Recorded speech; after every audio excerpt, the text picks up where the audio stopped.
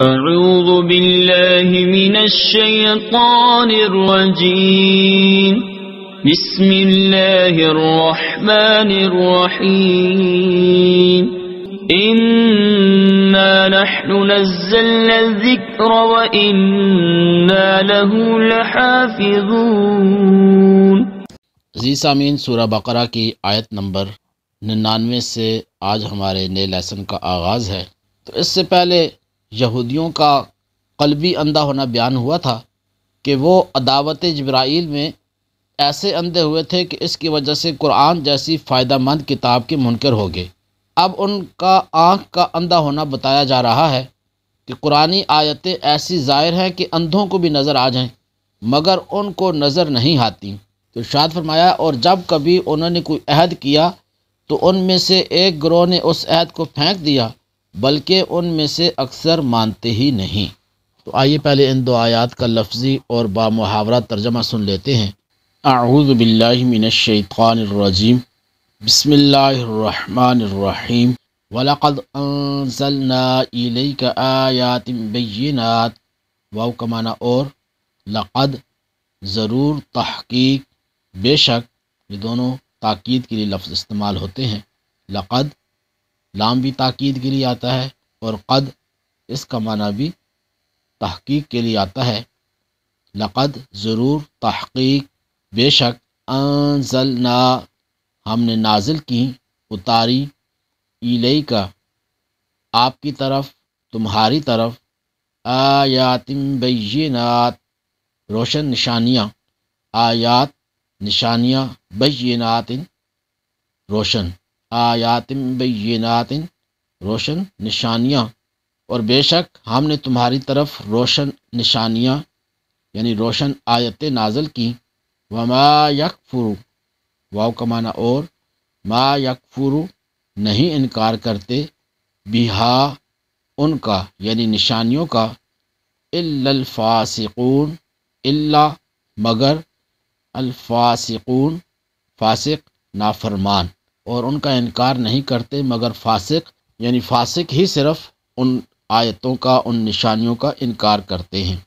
اوا کلما عاہدوا، اوا کیا اور، یہ دو الفاظ ہیں۔ استفہام کے لیے آتا ہے، حمزہ استفہام کے لیے آتا ہے، سوال کرنے کے لیے۔ کیا، واو کا معنی اور، اوا کیا اور، کلما جب کبھی، عاہدوا انہوں نے عہد کیا، عہدن کوئی عہد، نبذہ پھینک دیا اسے، نبذہ کا معنی ہوتا ہے پھینک دینا، نبذہ پھینک دیا اسے، فریق ایک گروہ نے، منہم ان میں سے، اور جب کبھی انہوں نے کوئی عہد کیا تو ان میں سے ایک گروہ نے اس عہد کو پھینک دیا۔ بل اکثرہم، بلکہ اکثرہم ان میں سے اکثر، اکثرہم ان میں سے، اکثرہم ان میں سے اکثر، لا یؤمنون ایمان والے نہیں ہیں یعنی مانتے ہی نہیں، بلکہ ان میں سے اکثر مانتے ہی نہیں۔ وَلَقَدْ أَنزَلْنَا إِلَيْكَ آیَاتٍ بَيِّنَاتٍ اور بے شک ہم نے تمہاری طرف روشن آیتیں نازل کی۔ وَمَا يَكْفُرُ بِهَا إِلَّا الْفَاسِقُونَ اور ان کا انکار صرف نافرمان ہی کرتے ہیں۔ أَوَكُلَّمَا عَاهَدُوا عَهْدًا نَبَذَهُ فَرِيقٌ مِّنْهُمْ اور جب کبھی انہوں نے کوئی عہد کیا تو ان میں سے ایک گروہ نے اس عہد کو پھینک دیا۔ بل اکثرہم لا یؤمنون بلکہ ان میں سے اکثر مانتے ہی نہیں۔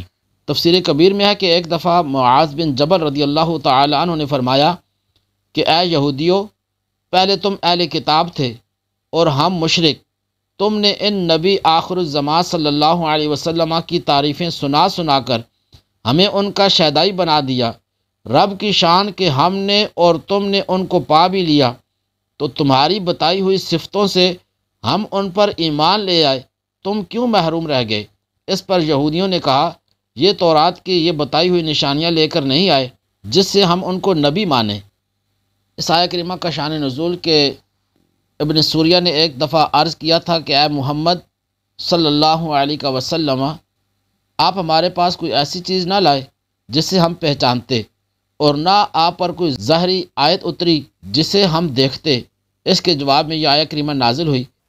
اللہ تعالیٰ نے اس کا رد کرتے ہوئے ارشاد فرمایا کہ اے حبیب صلی اللہ تعالی علیہ وسلم، ہم نے آپ کی طرف روشن آیتیں نازل فرمائی ہیں جن میں حلال، حرام اور حدود وغیرہ کے احکام واضح اور تفصیل سے بیان کیے گئے ہیں، اور ان آیتوں کا انکار وہی کرتا ہے جو ہمارے احکامات کی اطاعت نہیں کرتا۔ یاد رہے کہ یہاں فاسقوں سے مراد کافر اور منافق ہیں۔ تو ارشاد فرمایا بے شک ہم نے تمہاری طرف روشن آیتیں اتاری اور ان کے منکر نہ ہوں گے مگر فاسق لوگ۔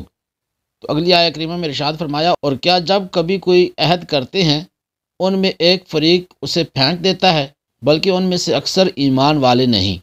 حضرت عبداللہ بن عباس رضی اللہ تعالی عنہما فرماتے ہیں کہ جب حضور نبی کریم صلی اللہ علیہ وسلم نے یہودیوں کو اللہ تعالیٰ کے وہ عہد یاد دلائے جو حضور نبی کریم صلی اللہ علیہ وسلم پر ایمان لانے کے متعلق تھے، تو مالک بن سیف نے کہا خدا کی قسم آپ کے بارے میں ہم سے کوئی عہد نہیں لیا گیا۔ اس کے جواب میں یہ آیت کریمہ نازل ہوئی اور فرمایا گیا کہ یہودیوں نے جب کبھی کوئی عہد کیا تو ان میں سے ایک گروہ نے اس عہد کو ویسے ہی پیٹھ پیچھے پھینک دیا، بلکہ ان میں سے اکثر یہودیوں کو تورات پر ایمان ہی نہیں، اسی لیے وہ عہد توڑنے کو گناہ نہیں سمجھتے اور نہ ہی اس بات کی کوئی پرواہ کرتے ہیں۔